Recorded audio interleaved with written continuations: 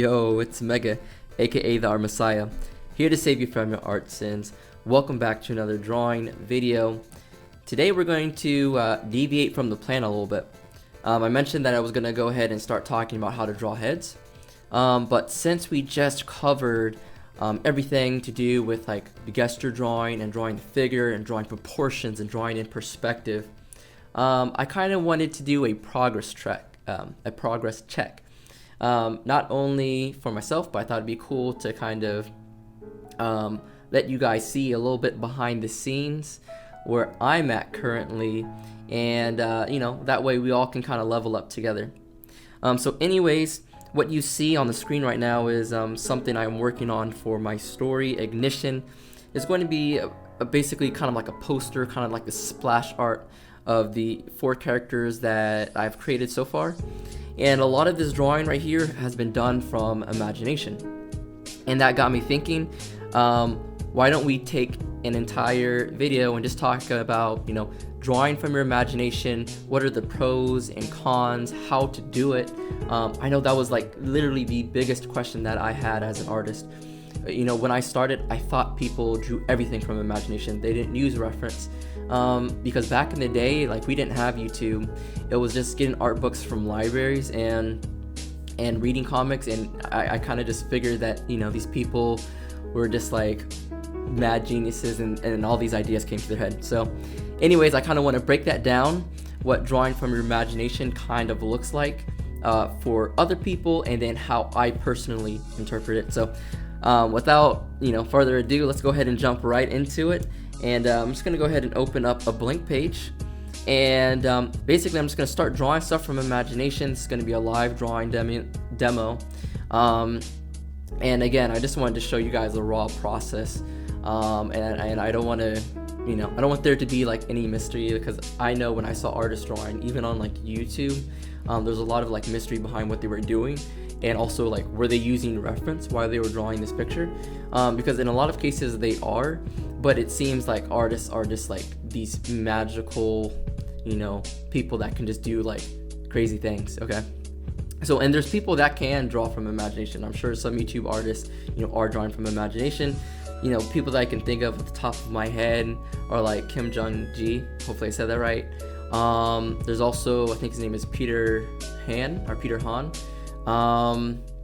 Again, I apologize if I'm messing that up. So there's people that can do that, and that's what we're going to try to emulate and do. So just kind of stick with me as we kind of go through this. I also wrote down some notes of things that I wanted to talk about as we get into this video. So I am going to personally start with a quick warm up.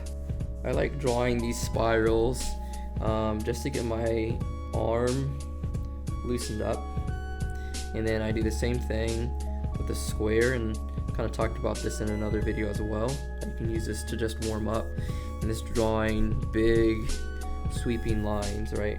We're just gonna try to loosen up a little bit.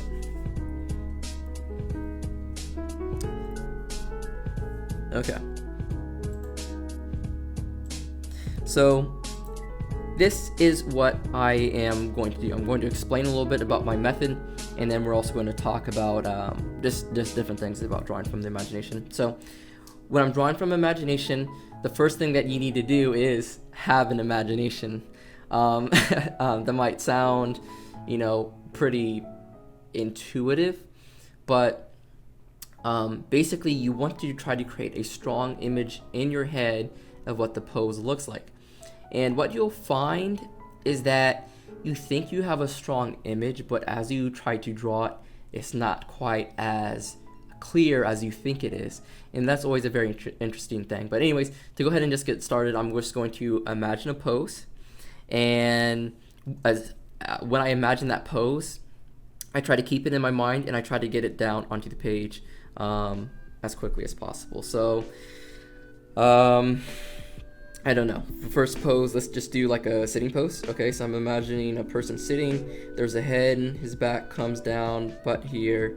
One leg comes out and it's coming back. Foot, second leg kind of comes out this way. Leg goes down here.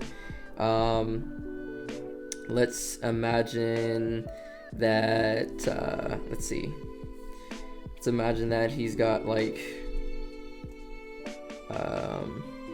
could be like hunched over, but let's do this. Let's do like one arm down and one arm coming to his face like this, right? And it's kind of resting on this leg, so that means we're gonna prop this leg up actually a little bit more.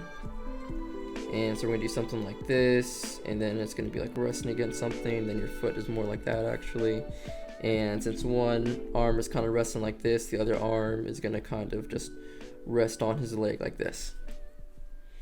Okay, and so the first thing I do when drawing from imagination is to not make it look pretty. Drawing from imagination is all about just like problem solving and taking it one step at a time. So that is what I'm going to do with this process. It's going to be a lot of iterations. Okay, so I'm going to zoom this page. I'm just going to start drawing in this corner right here. Okay, I want to start up here. That's fine. I'm just going to make this a little bit bigger. Okay, so initial pose drawn from imagination, bring down the opacity. And if you're drawing this traditionally, what I usually do is I just lightly erase these lines, or I will use a lighter pencil. Either one works. Okay. So one thing that I want to really highlight is that while drawing from imagination, you really want to be quick and you want to be loose. And so this is where that one line drawing really comes in handy, because instead of, you know, getting caught on like one detail, your hand is forced to move quickly. And when your hand is forced to move quickly, then your brain is also kind of forced to move a little bit more quickly as well. So I'm going to try to implement kind of those one line techniques that I was talking about in another video, and that's going to kind of help me break in this pose a little bit. Okay, so again, notice how loose I'm being, and be very forgiving when you're using this method. So just kind of forgive yourself. Like if it doesn't come out looking right, that's okay, because this is just practice, and we are just checking to see how well we understand the human body and the human anatomy right now. And again, we're not going to be taking these two like fully polished photos because we haven't really talked about anatomy yet. And so I just want to show what you can do with what we have already learned so far, and to start to implement that into your drawing. Okay, so that's iteration number 2. As you can see, now we started to build up some form, and again, you know what I'm going to do? I'm just going to lighten it instead of creating new layers. I just, again, kind of erase that, make the lines lighter. And I also like to work from smaller to bigger. And this is how I work with all my pieces. I work thumbnail size. I even work, check this out. I even work at a pixel size. See? You see all these pixels? Then I blow up those pixels, and then I go in with line work. So when you work small, it forces you to focus on the large shapes, right?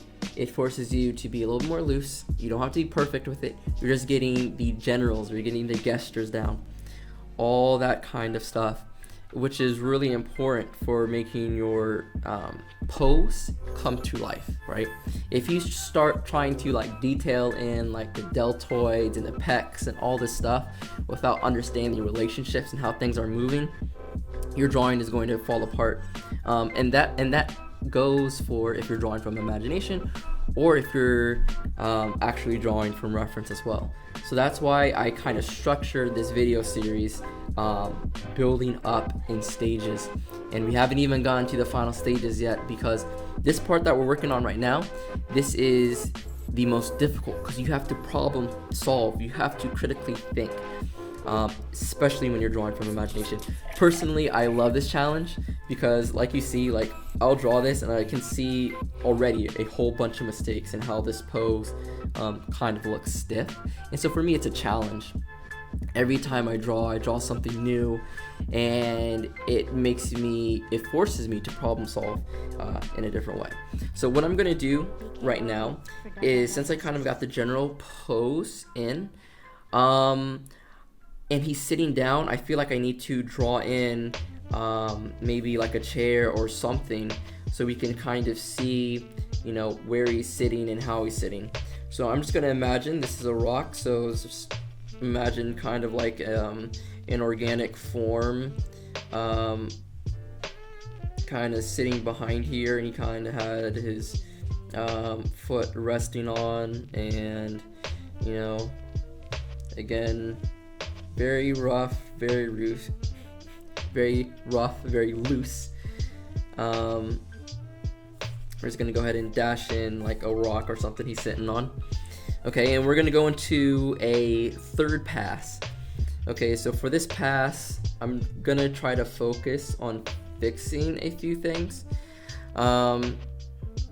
And this is a good time to bring the reference, but we're just drawing from imagination. And so what we're going to do is just kind of come back through and think, okay, did I really place this stuff in the right location? How are proportions looking? You know, what looks weird so far?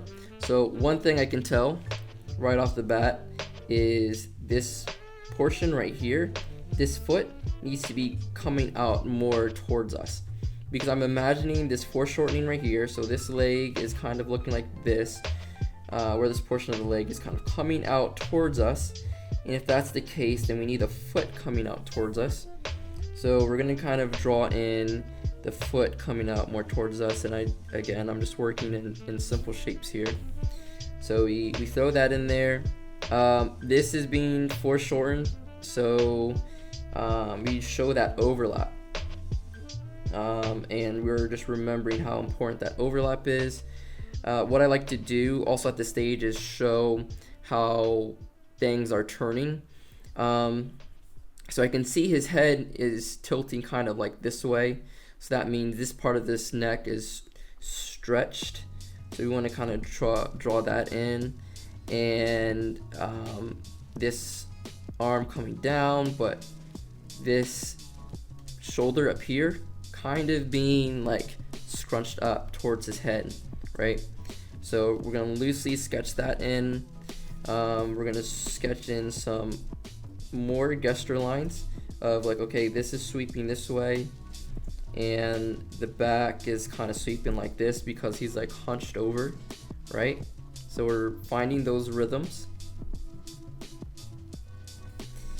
and again, we're keeping things really simple, right? No detail. We're not adding any features into the head or anything like that. I'm going to be going into that in a later video. Right now is just figuring out poses and drawing poses from imagination. Okay.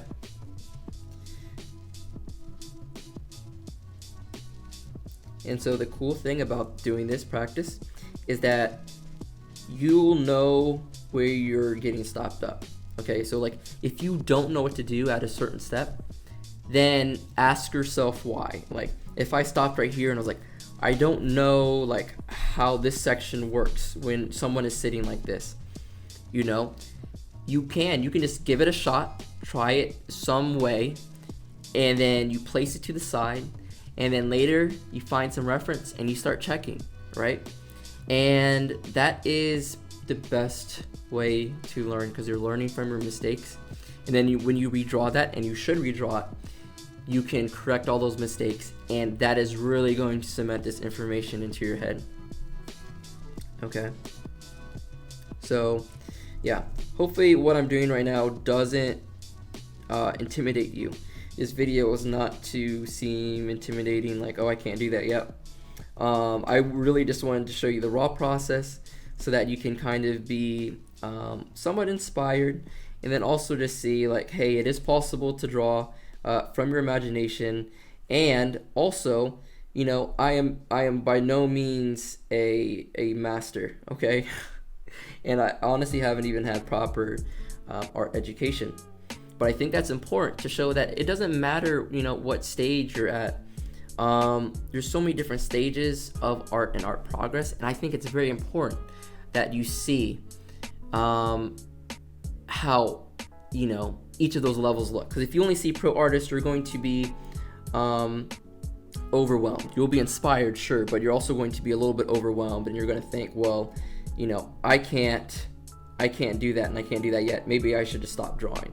It's like, no, those pros, they've been drawing for years and years, and they created stuff like this too, why they were getting better and better. So that's why I just want to show this, because oftentimes people don't show their progress. They only show when they become really good. And that's partially just from the fact that, you know, you don't really get big or popular until you're like a good artist. And so then people are like checking out your stuff, and then you think to create videos and stuff. But anyways, that is my thought process, and that is why I wanted to show you guys, you know, just this stuff raw, okay?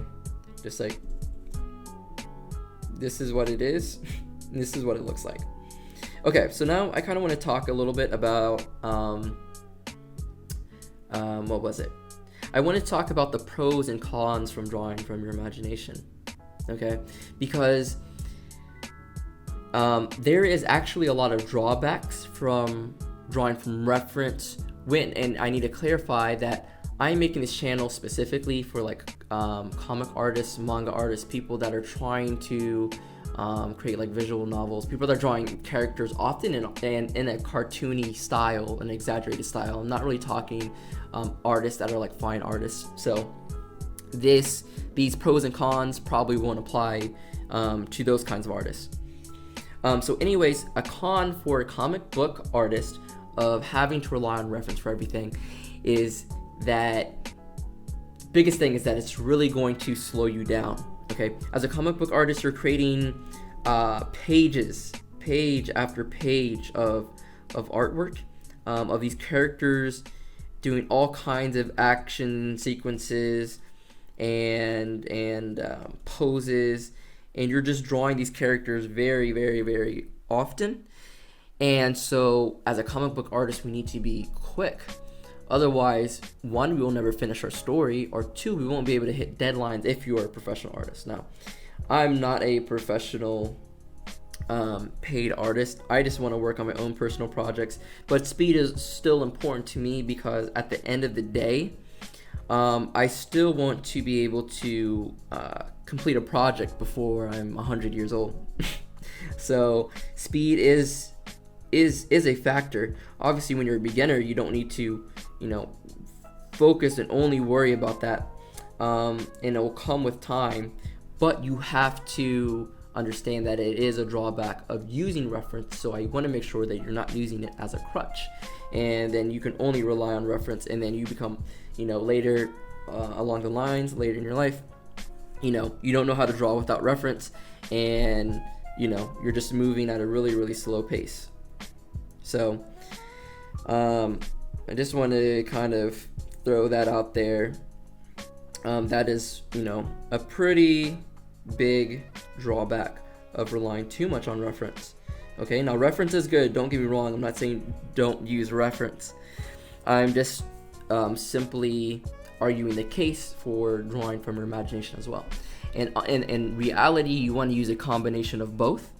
And you will have to use a combination of both as you continue working as an artist. Okay.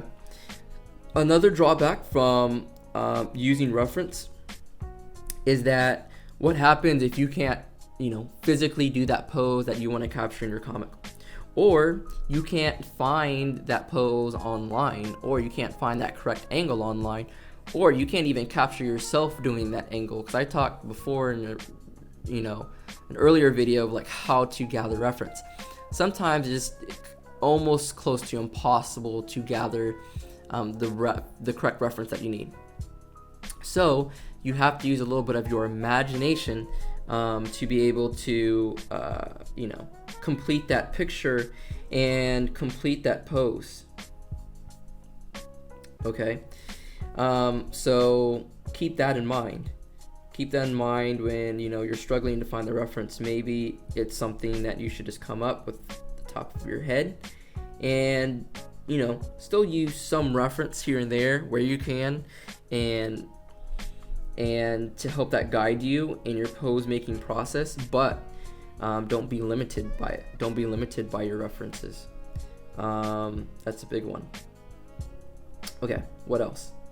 Another thing I want to talk about is it takes a lot of time to collect reference material, and that kind of comes back to this issue of time, right?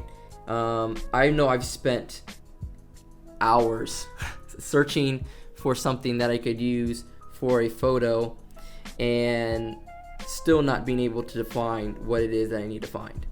Okay, so when that's the case, put a time limit on how long you'll spend to find a reference.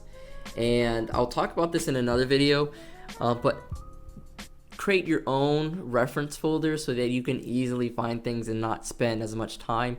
But again, I'll talk about that in a later video when we're just talking about collecting references. So that's another drawback of using references for everything. The third thing, I think this is the third, maybe it's the fourth. Another thing that can mess you up with using reference is that it doesn't capture exaggeration, right? If you look at a photo, you're not going to get those dynamic poses. And as a comic book artist, you really want to bring things to life. You want things to look animated. At least I do. I don't really work in a realism style. And I love animation, I love expression, and I love things that look dynamic. And a photo reference is not going to have that. A photo reference can't push those proportions like that. Okay. So, be kind of aware of that as well. I'm going to keep talking about that, but it's harder to talk and think at the same time. I'm going to be done with this first pose. I think it came out all right. And now I'm going to move in probably my second and maybe last pose, just because I didn't realize how difficult it was going to be to talk and draw from imagination at the same time. So I need to think of a second pose. I kind of want to do something dynamic, maybe something that's like a superhero or something like that. Just trying to think of like a really dynamic pose that we can do. I really love Spider-Man. He's got a lot of great dynamic poses. So maybe I'll do something along the lines of him maybe like swinging into action. So why don't we start off with his legs kind of coming up and in, and the foot curving in like this, and I don't know, this other leg's kind of coming out like this. By the way, this is like the pelvis region. This foot's coming out like this, and okay, he's kind of curved like this, and he's swinging, so his arms are coming down. Let's imagine that he's using both hands for this one, and his web is kind of coming out this direction, and his head is overlapping, something like that. I'm going to put that in a new layer. So again, if I was drawing this from reference, I wouldn't be able to do the thing that I am about to do. After I layer via cut this and drop down the opacity. So first of all, it would be hard to capture this pose. And I mean, if you're looking at a bunch of different Spider-Man poses, maybe you'll stumble across a pose like this. But if you create from your imagination, you're also going to be very unique. You know, it's not going to look like someone else's picture because it came from your head a little bit. So if I was drawing from reference, I wouldn't be able to do this. I wouldn't be able to exaggerate, okay? And I'm going to exaggerate more with the pose in a later stage. I'm going to still just work on the general shape of things for right now.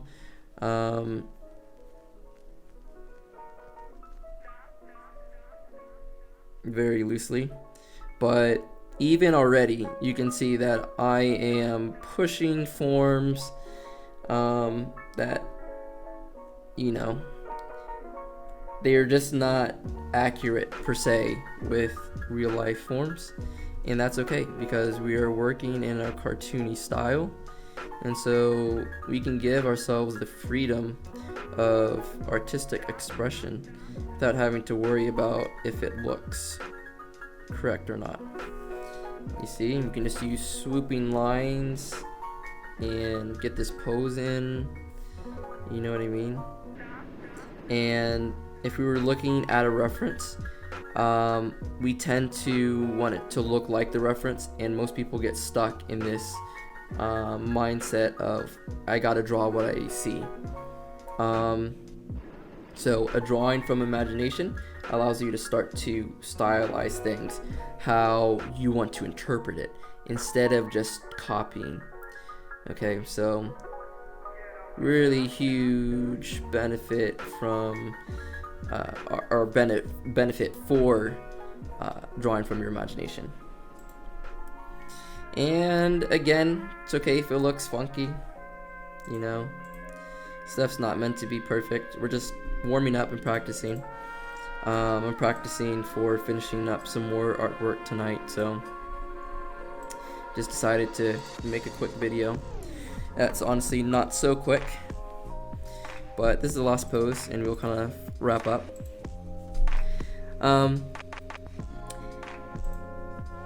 One thing that I want to kind of point out, not really point out, but mention, is that you can honestly tell when people are creating art from reference, because they'll tend to look a little bit more stiff. You can tell when a pro has worked on a piece because they are infusing their style and how they interpret their pose. And so you want to get to that level. Well, I want to get to that level at least. I want for when people to see the stuff that I work on, they can feel the energy of the pose, like as soon as they look at it. And so I want to exaggerate as much as I can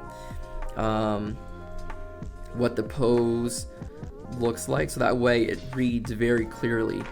And that kind of is, it kind of relates to a topic about design.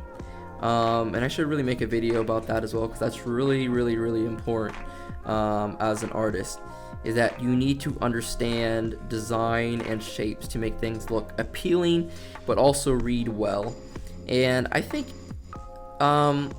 Peter Hahn talks about it a lot. So check out some of his videos that people have uploaded on YouTube. Also has a class, so you can maybe take a class. But also Ethan Becker kind of talks about shape and design a little bit as well. So you can maybe gain some more insight from him. But it is really important. You have to know what to focus on, what details to focus on, and you have to find the line of action. You have to find the flow of the pose. And if you're not doing that, and you're not actively doing that while you're drawing, your pose is going to look stiff. And I'm kind of talking about a lot of concepts of, you know, how to make dynamic poses, which will be a later video as well. We'll kind of go into more depth on it. But these things are also important when you're drawing from your imagination, because you have to know like what to focus on, so that you can make your pose just read with a few simple lines without, you know, getting bogged down with the detail. You know, you need to know the shape of this torso, right?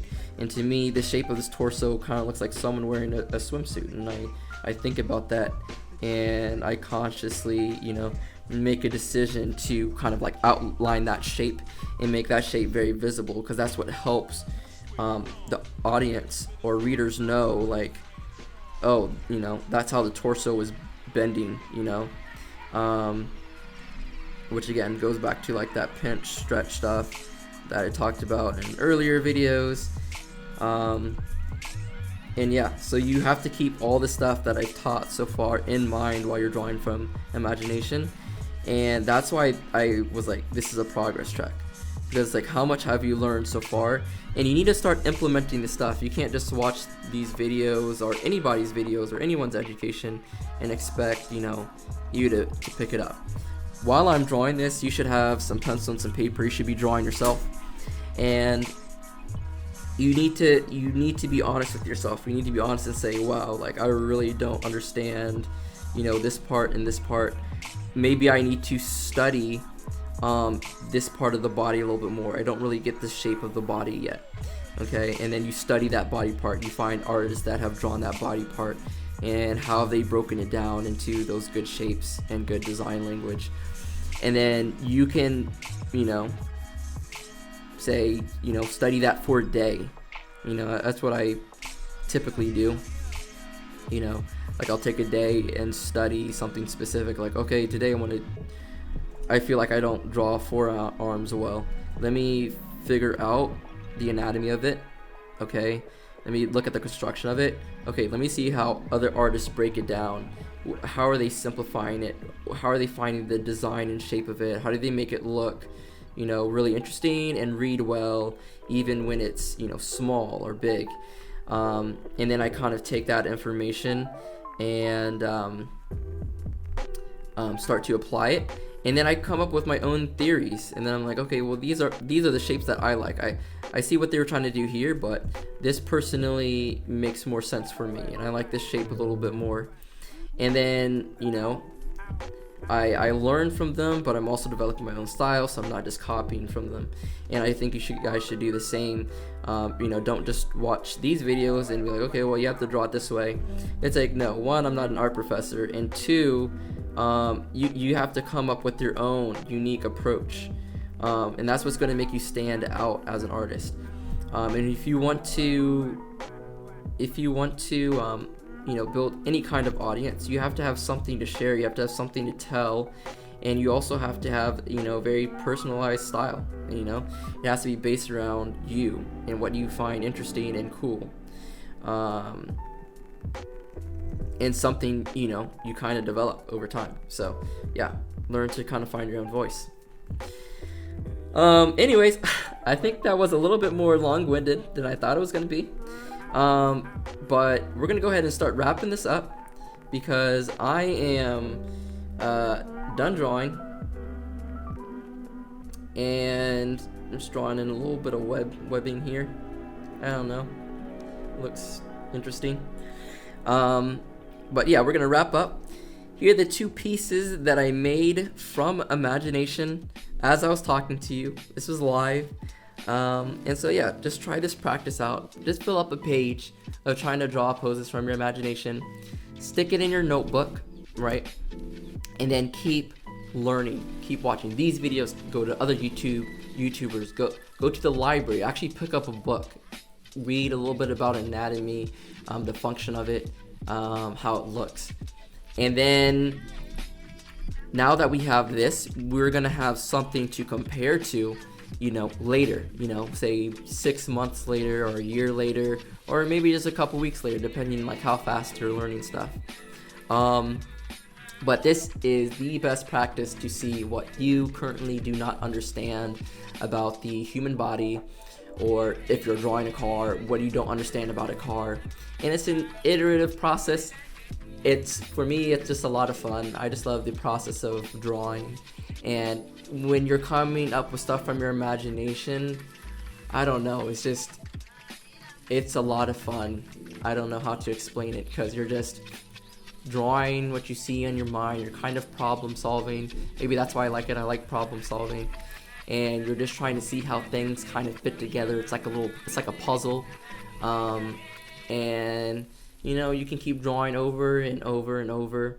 But I typically try to limit it to like 2 passes or 3 passes, 3 iterations, and call it quits. So anyways, hope you guys enjoyed this video. If you give this practice a try, let me know in the comments down below. Thanks for all the new subscribers. Really surprised about that, just because I've been creating these videos purely for fun.